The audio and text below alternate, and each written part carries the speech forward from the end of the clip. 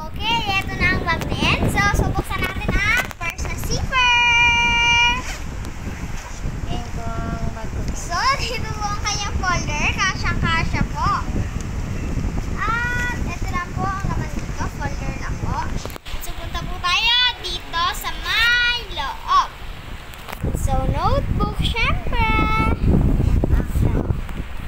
So, next naman po tayo. Dalawang patasan, dumunting, and color. So, next naman po.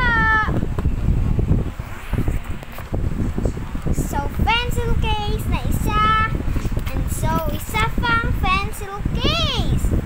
Okay po. So, okay po guys. Update ko po kayo. Wait. Okay guys, napakita ko ang Batang Quiapo. Yan, manood po tayo ng Batang Quiapo. Tanggol! Tanggol! Tanggol!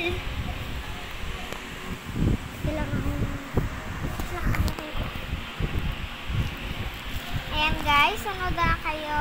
Sorry sa bayan namin, napakadumi guys. So, bye-bye na! Naglaro na tayo ng good luck pati yung